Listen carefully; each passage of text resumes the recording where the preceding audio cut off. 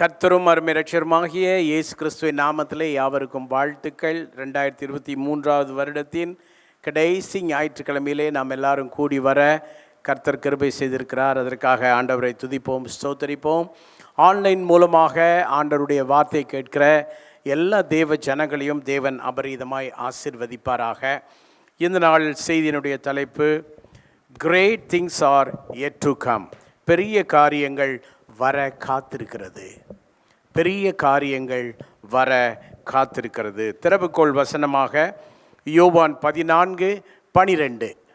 மெய்யாகவே மெய்யாகவே நான் உங்களுக்கு சொல்லுகிறேன், நான் என் பிதாவினிடத்திற்கு போகிறபடியினால் என்னை விசுவாசிக்கிறவன் நான் செய்கிற கிரிகைகளை தானும் செய்வான், இவைகளை பார்க்கிலும் பெரிய கிரிகைகளையும் செய்வான். நம்முடைய ஆண்டவர்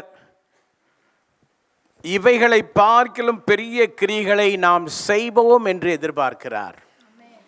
நான் செய்த கிரியைகளை தானும் செய்வான். 2 குறிப்புகள் அடங்கியிருக்கிறது. ஒன்று, தான் செய்த காரியங்கள், அவர் செய்த அற்புதங்கள், அவர் செய்த அடையாளங்கள், அவர் வாழ்ந்த வாழ்க்கை, அவர் காட்டின அன்பு, அவர் செய்த ஜெபங்கள், அவர் மக்களுக்காக கொண்ட கரிசனை, இவைகள் அனைத்தையும் நாமும் செய்ய ஆண்டவர் எதிர்பார்க்கிறார்.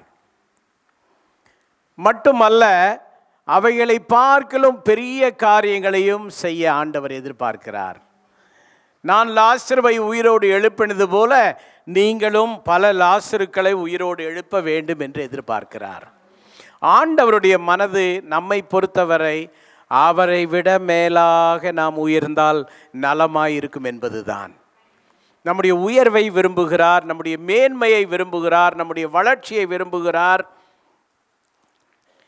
நம்முடைய ஆண்டவர் நம்மை மட்டுப்படுத்துகிற தேவன் அல்ல, நம்மை மட்டுப்படுத்துவதல்ல அவருடைய நோக்கம். பெட்டராக வரணும். நான் செய்கிற இந்த ஊழியம் என்னுடைய காலத்தில் இருப்பதை விட இது சிறப்பாய் வர வேண்டும் என்பதுதான் வாஞ்சை. என்னை விட பாடுகிறவர்கள் சிறப்பாய் பாட வேண்டும் என்பதுதான் வாஞ்சை. நம்முடைய பிள்ளைகள் இளையராஜாவை விட அழகாக இசைக்கருவிகளை மீட்ட வேண்டும் என்பதுதான் ஆசை. அதற்காக இண்டிவிஜுவலாக மோட்டிவேட் பண்ணுகிறோம், குரூப்பாக மோட்டிவேட் பண்ணுகிறோம், என்னென்ன கோணங்களில் மோட்டிவேட் பண்ணுகிறோம்.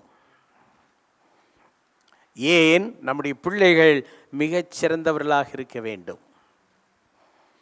உலக பிரகாரமாய் வாழ்கிற பிள்ளைகளை நீங்கள் கவனித்து பாருங்கள். உலக பிரகாரமாய் இருக்கிற பெற்றோரை கவனித்து பாருங்கள். உலக பிரகாரமான பெற்றோர்கள் தங்கள் பிள்ளைகளோடு எப்படி பேசுகிறார்கள் என்பதை பாருங்கள். சமத்து பிள்ளை வந்துட்டான், எப்படி சொல்கிறாங்க? சமத்து பிள்ளை. அவன் என்ன மார்க் எடுக்கிறான்றதெல்லாம் மேட்ரு இல்லை, அவன் சமத்து பிள்ளை, சமத்து பிள்ளைன்னு.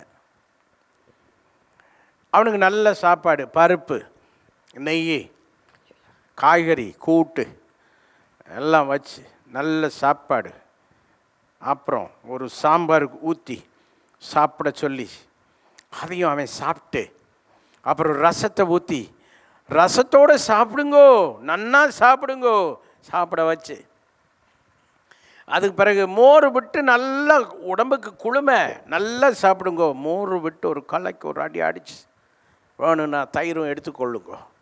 அப்புறம் பாயாசம், சைடில் வடையும் இருக்கு, வடை பாயாசத்தோட எல்லாம் சாப்பிடுங்கோ, சாப்பிட்டுட்டு நன்னா தூங்குங்கோ. போராது, நன்னா தூங்குனா போராது, காலையில் 5 மணிக்கெல்லாம் எழும்புங்கோ, மேத்ஸ் டியூஷனுக்கு போங்கோ. அப்புறம் வந்துட்டீங்களா, கம்ப்யூட்டர் படிக்க போங்க. அப்புறம் சாயங்காலம் வந்துட்டீங்களா, டான்ஸ் பண்ண போங்க. அப்புறம் அதோடு இல்லை, இடையில மறுபடியும் ஒரு கேப்பு, வாரத்தில் 2 நாள் வீணை படிக்க போங்க, பாட்டு கிளாஸ் படிக்க போங்க. வச்சு வச்சு வச்சு எல்லா டிவி நிகழ்ச்சியிலையும் அவள் வந்து எல்லாமே செய்கிறாளா இல்லையா, கலக்க போகிறதுல யாருன்னு அங்கேயும் நிற்கிறா, எல்லா இடத்துலையும் நிற்கிறா. பேரண்ட்ஸு எல்லாத்துலேயும் தான் பிள்ளைய உருவாக்குறவங்க தான் பேரண்ட்ஸு. போய் உட்காருங்கோ.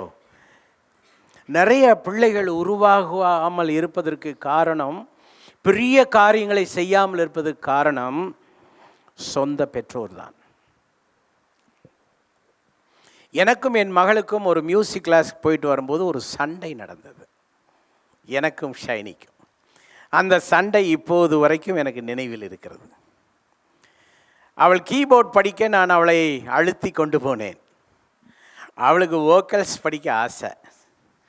நான் முதல்ல ஒரு இன்ஸ்ட்ருமெண்ட்டை படிச்சுட்டு அதுக்கு பிறகு நீ கீபோர்டு நீ வோக்கல் என்ன செய்யலாம் நீ படிக்கலான்னு சொல்லி கீபோர்டை நான் கான்சன்ட்ரேட் பண்ண சொன்னேன். அவளுக்கு வந்து வோக்கல் படிக்கணும்னு ஆசை.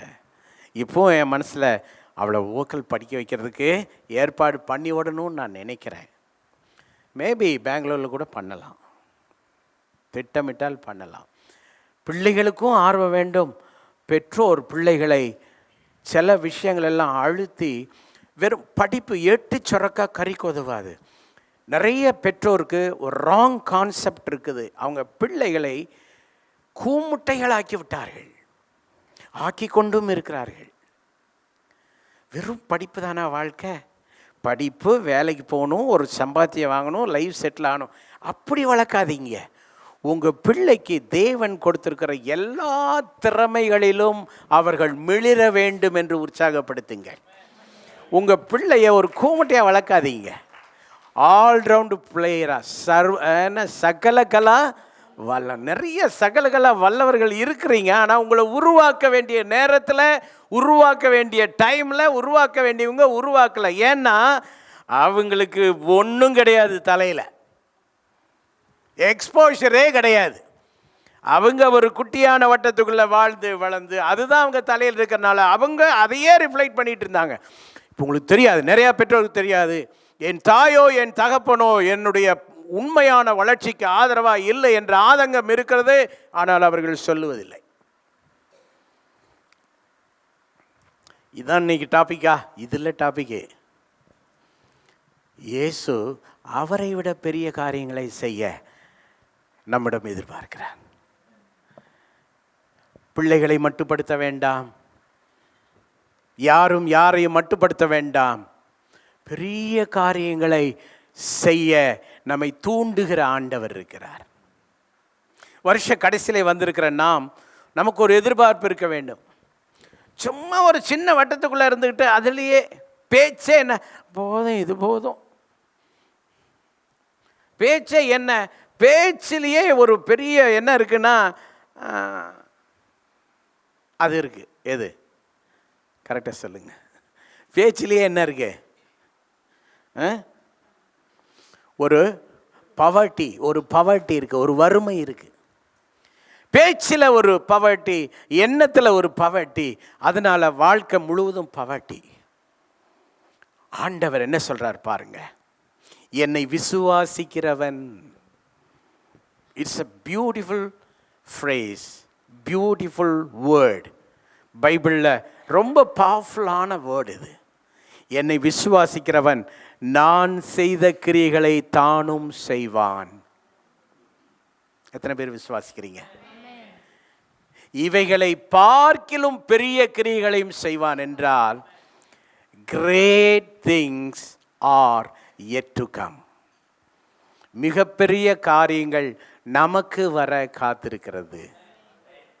How many of you believe it? Receive பண்றீங்களா உள்ளத்துல? when you come into the house of God, உங்களுடைய ஓன் ஸ்டோரி எல்லாம் கழட்டி கீழே வச்சுட்டே வந்துருங்க. இங்கே வரும்போது ஆண்டவர் என்ன பேசுகிறாருன்னு வாங்க, அதை அப்படியே எடுங்க. ஆண்டவர் உங்களுக்கு பெரிய காரியங்களை செய்ய போதுமானவராக இருக்கிறார். பாயிண்ட் நம்பர் 1 ஜான் 2:10 வாசிக்கிறோம். எந்த மனுஷனும் முன்பு நல்ல திராட்சை ரசத்தை கொடுத்து ஜனங்கள் திருப்தி அடைந்த பின்பு ருசி குறைந்ததை கொடுப்பான். நீரோ நல்ல ரசத்தை இதுவரைக்கும் வைத்திருந்தீரே. நீரோ நல்ல ரசத்தை இதுவரைக்கும் வைத்திருந்தீரே. நம்முடைய ஆண்டவர் நமக்காக நல்ல ரசம் வைத்திருக்கிறார். நல்ல நன்மைகளை வைத்திருக்கிறார். நம்முடைய ஆண்டவர் நமக்காக மிக சிறந்தவைகளை வைத்திருக்கிறார். இதுவரை சொல்ல போனா இதுவரை நம்ம டேஸ்ட் பண்ணாத,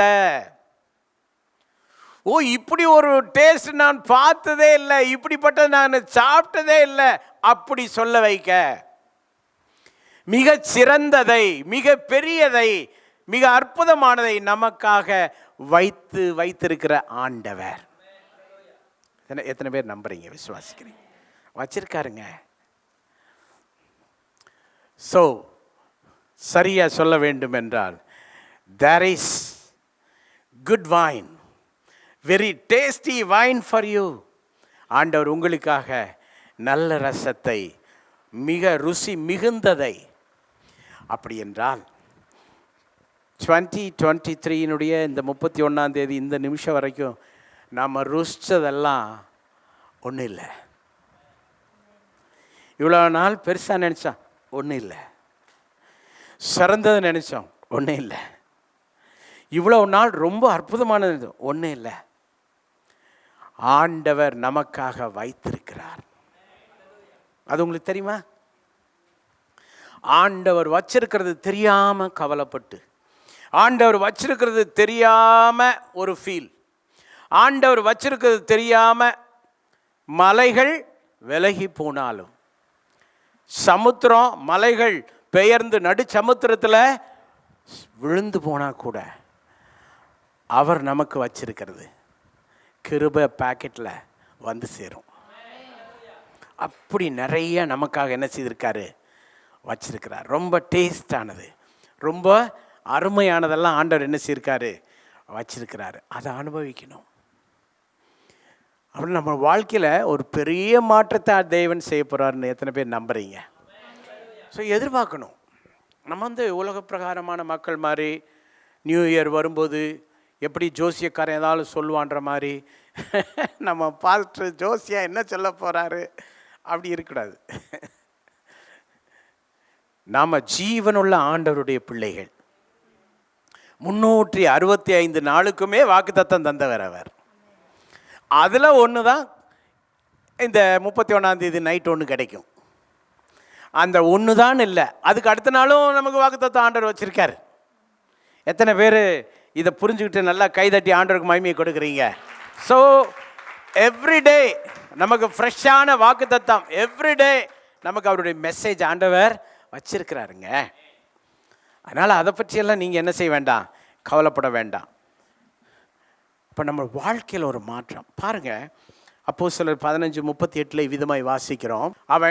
பவுலோ அவன் பம்பிலியா நாட்டிலே நம்மை விட்டு பிரிந்து நம்மோடு கூட ஊழியத்துக்கு வராதனாலே இட்ஸ் a ப்ராப்ளம். நம்மோடு கூட ஊழியத்திற்கு 2023 வரைக்கும் நம்மோடு கூட ஊழியத்துக்கு வராதவர்கள் யாரெல்லாம்? பவுலுக்கு கோபம் வருது, வரத்தானே செய்யும். பவுலுக்கு என்ன மாதிரி கோபம் வந்துச்சுன்னா அப்படியே வாசிங்களேன். அவனை அழைத்து கொண்டு போகக்கூடாது என்றான். இதை பற்றி புரியுதா உங்களுக்கு? நீங்கள் சும்மாலாம் பவுல்கிட்ட விளையாட முடியாது. நம்ம பம்பிலியாவில் கூப்பிட்ட போது இவன் வரல. என்ன அலெக்ஸு, கூப்பிட்ட போது வரல, எங்கே கோட்டையூர் போகிறேன்னு போயிட்டான். பவுலுக்கு கடும் கோபம்.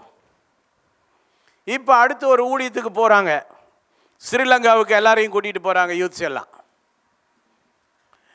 அப்போ 4-5 பேர் சொல்கிறாங்க, அலெக்ஸ் அண்ணனையும் கூட்டிகிட்டு போகலாம். பவுல் கடுகு, அவன் வேண்டாம். ஏன் வேண்டாம்? அவன் பம்பிலியா நாட்டில் கூப்பிட்ட போது அவன் கோட்டையூருக்கு போகிறேன்னு போயிட்டான், அதனால வேண்டாம். ஊழியத்துக்கு வராதனாலே அவனை அழைத்து கொண்டு போகக்கூடாது என்று தொடர்ந்து அப்புறம் வாசிங்கன்னா பயங்கர கடுங்கோபம், பர்னபாவோட சண்டை வர்ற அளவுக்கு பிரச்சனை ஆயிடுச்சு. மேட்ரு என்ன? ஊழியத்திற்கு வராததினால். ஒரு கேள்வி, தேவனுடைய பிள்ளைகள், திருச்சபை மக்கள் அத்தனை பேரும் லேவியர்கள், ஆசாரியர்கள்.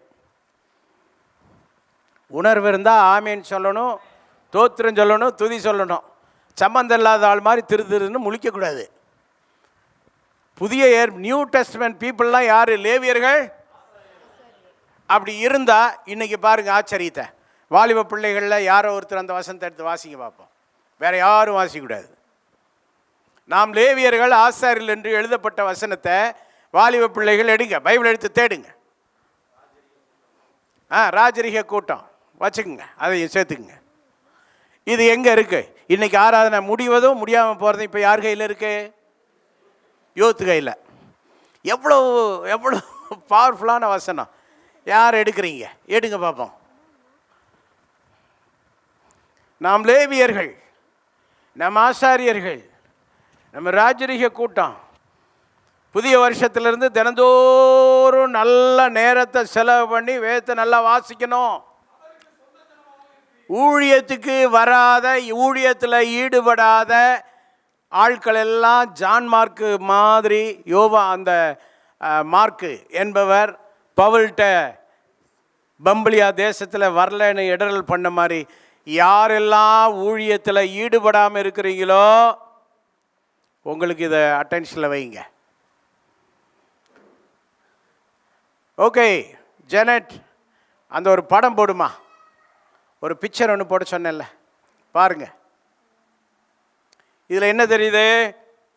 ஒரு பெரிய மரக்கட்டை, வெயிட்டான மரக்கட்டை, 3 பேர் சுமந்து போகிற மாதிரி தெரியுது. கொஞ்சம் உற்று பார்க்கலாமா? முதல்ல யார் பேர் போட்டிருக்கு? எல்டர் போட்டிருக்கு. எல்டர்னா என்ன? Deacons and ministry team. நல்லா பாருங்கள், மினிஸ்ட்ரி டீமு குனிஞ்சிருக்கிறாங்க. ஆனால் மரத்தை சுமக்கிறாங்களா இல்லையா? கொஞ்சம் பாருங்க. அவன் ஆக்ஷன் கொடுக்குறாங்களோ எப்படி? இப்படி தான். அப்புறம் இந்த பக்கம் இருக்கிற யார்? மெம்பர்ஸு. இவங்க என்ன பண்ணுறாங்க? இவங்க சுமக்கிறாங்களோ? கேப் இருக்கு. ஆனால் பயங்கர ஆக்ஷன். இவங்களும் ஆக்ஷன். சுமக்கிறது யாரு? எல்லாம் அவர் தலையில். பாஸ்டர் பார்த்துக்குவார், பாஸ்டமாக பார்த்துக்குவாங்க.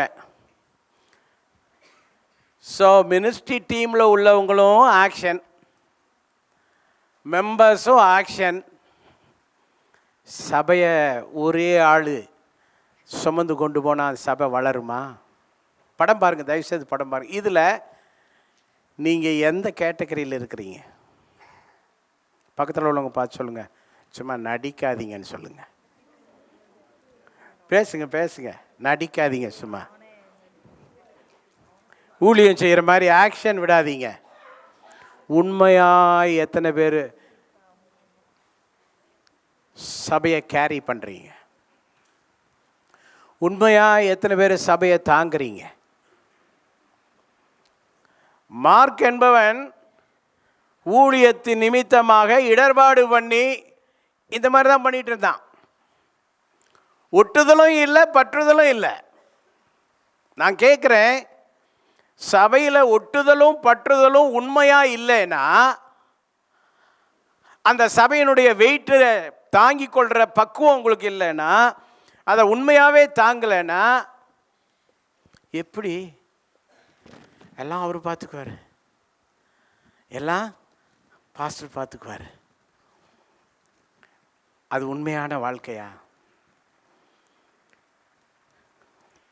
சரி, நான் என்ன கேட்குறேன்னா, இதுக்கு இடையில எங்கேயாலும் வாலிப பிள்ளைகள் நிற்கணுமே, நிற்கிறாங்களா பாருங்க.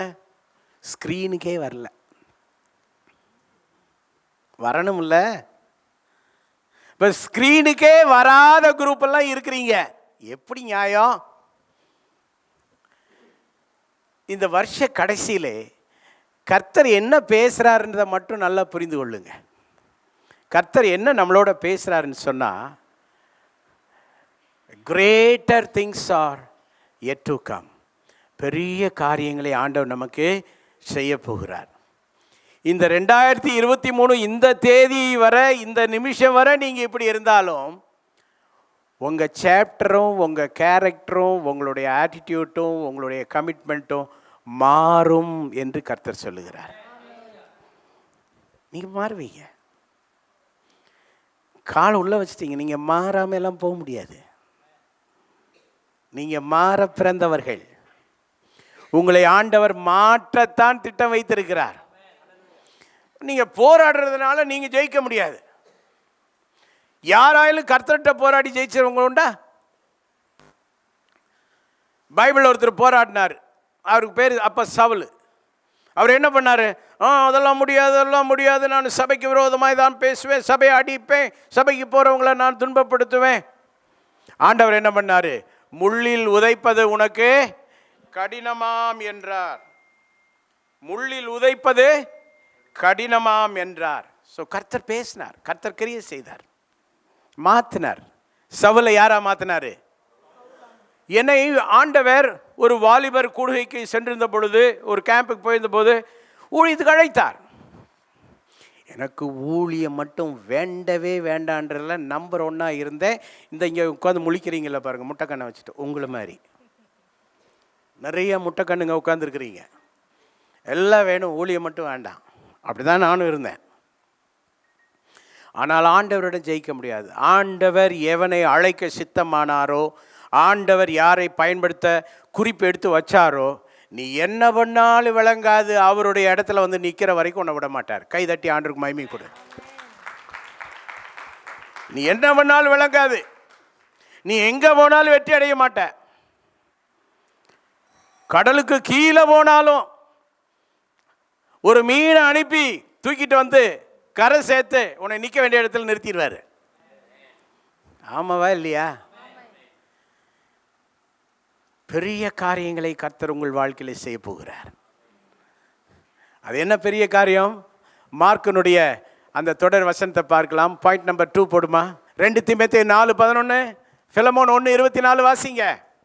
லூக்கா மாத்திரம் என்னோட இருக்கிறான், மார்க்கவே உன்னோட கூட்டிக் கொண்டு வா, ஊழியத்தில் அவன் எனக்கு பிரயோஜனம் உள்ளவன். ஒரு முதல் கேள்வி, பவுலோட இருப்பது யார்? இந்த சபையிலே ஊழியக்காரரோடு துணையாய் நிற்பது யார்? ரொம்ப முக்கியம். பாஸ்டர் எங்களுக்காக ஜெபிக்க வேண்டும், பாஸ்டர் எங்கள் தேவையை சந்திக்க வேண்டும், பாஸ்டர் எங்களுக்கு ஆறுதல் சொல்ல வேண்டும், பாஸ்டர் எங்களுக்கு கண்ணீர் பள்ளத்தாக்கு வரும்போது எங்களோடு நிற்க வேண்டும். ஓகே, அவர் நிற்பார், அது அவருடைய வேலை. கண்டிப்பாக அது நடக்கும், மாற்றமில்லை. ஆனால் அதே கேள்வி திருப்பி, நீ பாஸ்டரோடு நிற்கிறாயா தேவ காரியத்திற்காக? நீ பாஸ்டரோடு உண்மையாய் ஸ்டாண்ட் பண்ணுகிறாயா ஆண்டவருடைய வேலையை கட்டுவதற்காக? லூக்கா மாத்திரம் இருக்கிறான். அப்படி என்றால் எனக்கு ஒரு கேள்வி உண்டு, யார் அந்த லூக்கா? ஒரு லூக்கா வாயில் இருந்தால் தான் பவுலுக்கு ஆறுதல். இப்போ உங்களுடைய பதில் என்ன? ஸ்தோத்திரம், உங்களுக்கு நல்ல லூக்கா கிடைக்கிறதுக்காக நான் ஜெபம் பண்ணுறேன். வீணா போனவன் பேச்சுது. யோசிச்சு பாருங்க, எல்லாத்துக்கும் ஜெபம் பண்ணி எவனையோ அனுப்பி விட்டுட்டு உங்களுக்கு என்ன வேலை? ஊர் சுற்றுற வேலையா? பாளையத்துக்கு புறம்பே சுற்றுற வேலையா? ஆண்டவருடைய அந்த தெய்வீக சித்தத்துக்கு வெளியில உலாவி கொண்டிருக்கிற வேலையா? என்ன வேலை உங்களுக்கு? உங்களுக்கு தேவனுடைய ஊழியத்தில் இருப்பது தான் உங்களுடைய வேலை, தேவன் நியமித்த வேலை. என்ன வேலை செய்தாலும் தேவனுடைய ஊழியக்காரனோடு நின்று சபையை கட்டுவிக்கிற குடும்பங்கள் தேவை. யார் அது? சொல்றாரு பாருங்க. இப்ப சொல்றாரு, மார்க்குவையும் உன்னோடு கூட்டி கொண்டு வா, ஊழியத்தில் அவன் எனக்கு. இதை தான் நீங்க பிடிக்கணும். 2023 வரைக்கும் உபயோகம் இல்லாமல் இருந்தார் அவர். 2024 இருந்து பெரிய டிரான்ஸ்ஃபர்மேஷன், பெரிய மாற்றம். இப்பெல்லாம் அவர் கொஞ்சம் பரவாயில்ல. தம்பி எழும்பு வேகமா, அப்படிதான் எழும்பணும், வா. ரொம்ப வருஷமா ஒரு உதாரணத்துக்கு பேசுகிறேன், நல்ல ஒரு டெமோ ஒன்று செய்ய போகிறோம். இங்கே வா அங்கிளை நல்லா கட்டிப்பிடி, இப்படி நின்று இரு, கை தேறுதான்னு பார்க்குறேன். நல்லா கட்டிப்பிடி. முடியலையே பாருங்க, பின்னாடி திருப்பி காட்டுறேன் தம்பி, கை சேரலையே. ஓகே, சரி போயிட்டு போகுது. என்னையாயில் கட்டிப்பிடி. கட்டி பிடிச்சிக்கிறானா? பின்னாடி கை ஒட்டிடுச்சா பாருங்க, கொஞ்சம் ஒட்டிடுச்சா? ஓகே. டே தம்பி வா, நீ போய் உட்காந்துக்க. தம்பி உனக்கு ஒரு நல்ல செய்திடா, கை ஒட்டுற மாதிரி இருக்கணும். ஆமாம், கை ஒட்டுற மாதிரி. நானும் தான், பத்தாது, ஏதோ தப்பிச்ச மாதிரி இருக்கு கொஞ்சம்.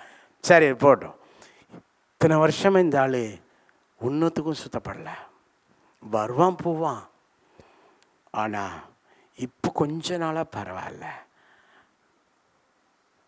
மார்க் ஊழியத்தில் எனக்கு பிரயோஜனம் உள்ளவன். உட்காருங்க, கைதட்டி ஆண்டவருக்கு மகிமை கொடுங்க. பிரயோஜனம் உள்ளவன். அதாவது மினிஸ்ட்ரியில் இன்டர்னலாக நீங்கள் டீப்பாக இருக்கணும். ஆண்டவருக்கு மகிமையா, தேவ நாமத்தை உயர்த்தும்படியா. வாசிங்க. என் உடன் வேலையாட்களாகிய மார்க்குவும் அரிஸ்தர்க்கும் தேமாவும் லூக்காவும் உமக்கு வாழ்த்துதல் சொல்லுகிறார்கள். ஒரு டீம் ஃபார்ம் ஆயிடுச்சு. யாரெல்லாம்? மார்க்கு இப்போ லிஸ்ட்ல முதலா வந்துட்டாரு. அதெல்லாம் சண்டை கண்டையெல்லாம் நடந்துச்சு, அதெல்லாம் நடக்கும். பக்கத்தில் உள்ளவங்க பார்த்து சொல்லுங்க, அதெல்லாம் சண்டை கண்டையெல்லாம் நடக்கும். பாசு திட்டுவார், ஏசுவார், அதெல்லாம் வாங்கிக்கணும். சொல்லுங்க. ஆமாம், வாங்கிக்கணும். திட்டுனா ஓடிடக்கூடாதுமா. திட்டுனா என்ன செய்யக்கூடாது?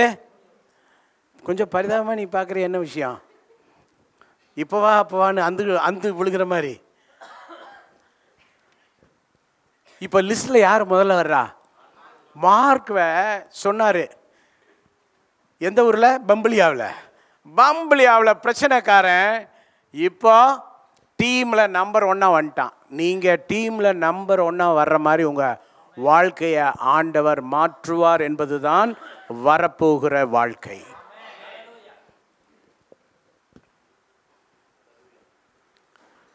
யாரையும் புறக்கணிப்பதல்ல நம்முடைய நோக்கம். பவுல் சொல்றார், எல்லாரையும் தேறினவர்களாக்கும்படி, எல்லாரையும் தேறினவர்களாய் மாற்றுவதற்காகவே நாடுகிறேன். தீமோத்தேயுக்கு எழுதும்போது சொல்ற, எல்லாரையும் தேறினவர்களா. ஏன் நிறைய நேரங்களில் எல்லாத்தையும் பாஸ்டர் அட்ஜஸ்ட் பண்ணி எல்லாத்தையும் தாங்கி மறுபடியும் ஏன் அப்படின்னா, ஏதாயிலும் ஒரு இடத்துல ஆயிலும் தேவன் தொடமாட்டாரா? எங்கேயாயிலும் ஆண்டவர் ஒரு மாற்றத்தை தரமாட்டாரா?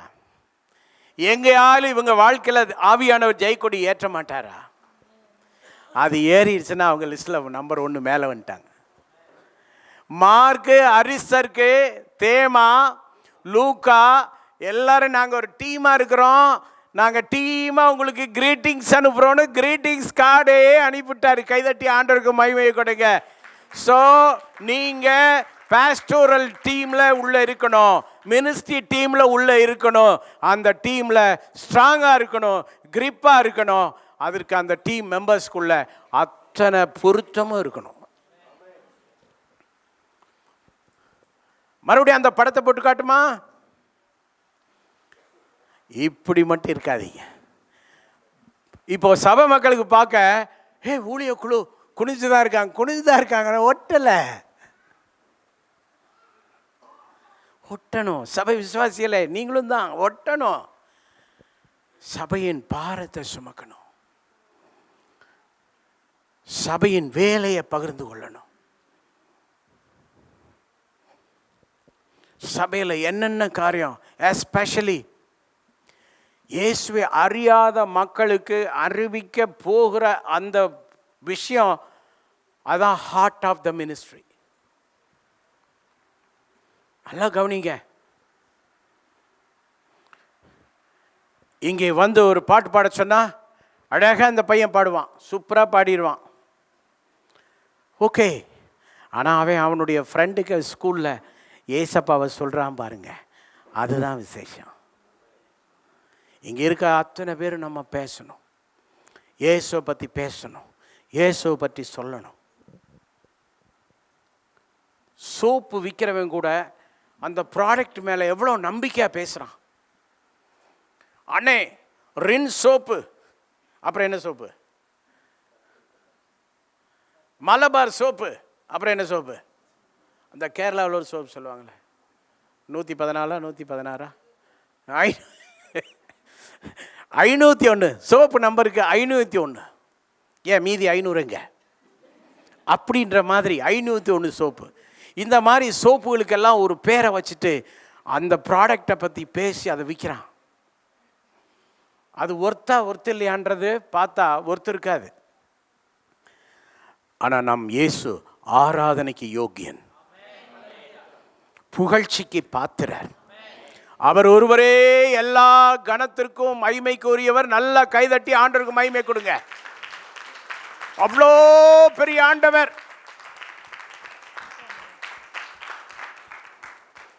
இவரை சொல்ல வெக்கம், இவரை அறிவிக்க தயக்கம், இவரை கொண்டு போய் சேர்க்கறதுல ஒரு இடர்பாடு கூடவே கூடாது.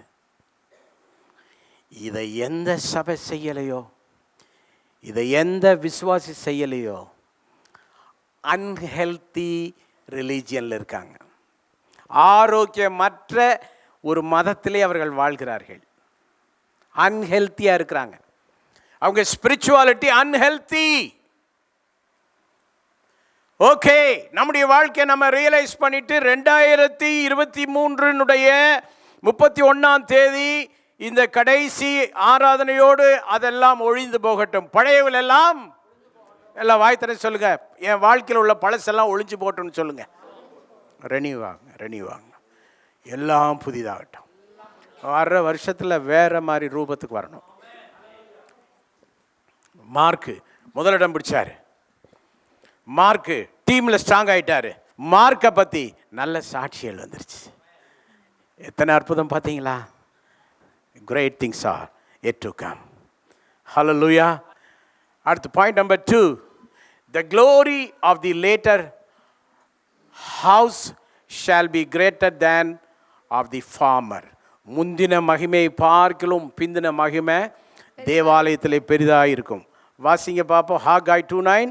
முந்தின ஆலயத்தின் மகிமையை பார்க்கிலும் இந்த பிந்தின ஆலயத்தின் மகிமை பெரிதாய் இருக்கும் என்று சேனைகளின் கர்த்தர் சொல்லுகிறார். இதுவரை நாம் செய்த ஆராதனைகளுக்காக ஸ்தோத்திரம், பாடல்களுக்காக ஸ்தோத்திரம், பிரசங்கங்களுக்காக ஸ்தோத்திரம், கூடி ஜெபித்த ஜெபங்களுக்காக ஸ்தோத்திரம். ஆனால் இதை விட ஒரு மகிமையான ஆராதனைக்காக ஆயத்தமாக வேண்டும். அதுக்கு எல்லாரும் ஆயத்தமாக வேண்டும். உடல் பொருள் ஆவி. ஹல்லேலூயா. என்ன அதுக்கு ரொம்ப முக்கியமான காரியம் என்ன தெரியுமா? நீங்கள் தேவனுடைய ஆலயமாக இருக்கிறீர்கள். அந்த ஆலயத்தை நல்லா வச்சுக்கணும். ஹல்லேலூயா. ஸோ நாம் ஒரு மகிமையான பாத்திரமாக உணரணும். ஏன் இந்த பாட்டு பாடுற பிள்ளைகள்லாம் மேலே வரும்போது டிசிப்ளினை எதிர்பார்க்குறோம் அப்படின்றத பிள்ளைகள் கவனிக்கணும். இது காலேஜ் ஸ்டேஜில் ஏறுற மாதிரி ஏறக்கூடாது, ஸ்கூல் ஸ்டேஜில் ஏறுற மாதிரி ஏறக்கூடாது, வேறு நடக்கிற ஈவெண்ட்டில் ஏறுற மாதிரி ஏறக்கூடாது, சர்ச்சில் நடக்கிற எதுவுமே ஒரு ஈவெண்ட் மாதிரி நினைக்காதீங்க. It is a divine programme. Hallelujah. உங்களுக்கு மனசுலேயே ஒரு கூச்சம் இருக்கணும். இந்த வாரம் ஒழுங்காக நான் ஜெபமே பண்ணலை, நான் பாடுறது சரியில்லைன்னு உங்களுக்கு மனசாட்சி பேசணும். இந்த வாரம் முழுவதும் நான் பைபிள் ஒழுங்காக படிக்கலை, மனசாட்சி பேசணும். இந்த வாரம் நான் நிறைய விஷயங்களில் பாவகரமான காரியங்கள் ஈடுபட்டு விட்டுட்டேன், நான் இதில் பங்கு பெறக்கூடாது என்று உங்கள் மனசாட்சி என்ன செய்யணும்? பேசணும். அப்போ தான் மகிமையான காரியங்கள் நடக்கும். முந்தின ஆலயத்தின் மகிமை பார்க்கலாம். முந்தின ஊழியத்தை விட, முந்தின ஆராதனையை விட இனி வரும் நாட்கள் உள்ள நம்முடைய ஆராதனை மிக மிக பெரியதாக மகிமை உள்ளதாய் மாறுவதற்கு தேவன் நம்மை ஆயத்தப்படுத்தி கொண்டிருக்கிறார். God is preparing us. God is preparing us. Feel பண்ணி நீங்கள் எஸ். முந்தின ஆலயம், முந்தின ஆராதனை, இந்த 2023 இன்னைக்கு ஆராதனை வரைக்கும், ஆராதனை தொடங்கி மொத்தம் பாடுறதே 4 பாட்டு. அந்த 4 பாட்டுலேயும் 2-2.5 பாட்டு முடிஞ்ச பிறகு தான் உள்ளே வருவேன். இன்னைக்கு கர்த்தர் பேசுகிறார், இல்லை இனிமே நான் முதல் ஜெபத்துக்கே வந்துடுவேன். அதுக்கு முன்னாடியே வந்து நான் முழங்கால் நின்று ஜெபம் பண்ணுவேன். ஆண்டவரே, வருகிற பிந்தின ஆராதனை, பிந்தின ஆலயத்தின் மகிமை, இனி வரும் நாட்களில் எங்களுடைய சபையும் ஊழியமும் மகிமையாக இருக்க வேண்டும். ஒரு ஆளால் வருகிறதல்ல. தேவனுடைய சபை என்று சொல்லும்போது நம்ம அத்தனை பேரும் சேர்ந்து ஒரு குடும்பமாக இருக்கிறோம். நல்லா புரிந்து கொள்ளுங்க. ஒரு குடும்பமாக இருக்கிறபடினால குடும்பமாக நாம் அதற்கு ஆயத்தமாக வேண்டும். ஃபீல் பண்ணணுங்க. தப்பே செய்யாத மாதிரி என்ன அப்படி ஃபீல்? That's very bad.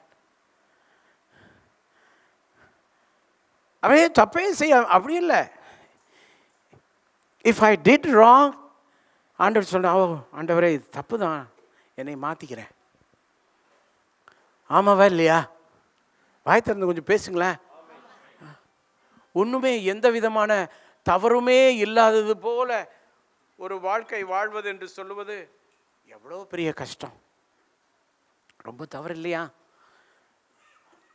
ஒரு மகிமையான ஊழியத்திற்கு நான் இடையூறாக இருக்கக்கூடாது. ஆமென். ஒரு மகிமையான ஊழியத்திற்கு நானும் என்ன செய்யணும்? என் வாழ்க்கையை மாற்றிக்கணும். சேஞ்ச் பண்ணணுமா வேண்டாமா? சேஞ்ச் பண்ணுங்க. ஹல்லேலூயா. ஓகே, காலையில் நம்ம மகிமையான ஒரு வாழ்க்கை வாழணும் அப்படின்னு சொன்னால் நமக்கு ரொம்ப என்ன இருக்கணும்? நமக்கு ரொம்ப என்ன இருக்கணும்? கிருபை இருக்கணும். என்னென்னமோ இருக்கட்டும், நமக்கு அதிகமாக என்ன இருக்கணும்? நல்லா சொல்லுங்க. கிருபை, நிறைய கிருபை இருக்கணும். நல்லா கவனிங்க. நிறைய கிருபை வேணும்னா முதல்ல நம்ம என்ன செய்யணும்? அதான் நான் தான் முன்னாடியே பாயிண்ட்டை தெரியாதனமா உளறி போட்டேன்ல. இந்த நாளிலுமே திருச்சபை வளர ஏகாதையை கூறும் தந்தையே, நானத குதவியாயிருக்க தற்பரவரம் தாரும். இந்த நாளிலுமே, இந்த நாளிலுமே எல்லாருமே பாடுங்க, வாய் திறந்து. சபை வளர ஏகாதையை கூறும் தந்தையே, நானத குதவியாயிருக்க தற்பரவரம் தாரும். ஜெருசலேமோ எல்சியோ காலையில் 4:30 மணிக்கெல்லாம் எழும்பி அந்த கீபோர்டை பிடிச்சிக்கிட்டு அப்படியே ஒரு ஸ்கேலை கொடுத்துக்கிட்டே வாங்கலாம், ஓய்வு இல்லாமல் வேலை செய்யலாம். பிடிங்க, கீபோர்டை பிடிச்சிக்கிட்டு அந்த எல்சி அம்மனி கிட்டாரை தூக்கி கழுத்தில் போட்டுக்கிட்டு அவங்க அப்பாவும் அம்மாவும் 5 மணிக்கு வந்தால் போதும்னு சொல்லிட்டு, ஆமாம் ஆமாம் சொல்லுங்க எல்லாரும், அவ கீபோர்டு போட, இந்த பிள்ளை கிட்டார் அடிக்க, காலையிலேயே ஊழியந்தனை நான் உண்மையாய் செய்ய உதவி செய்வேன் பரனே.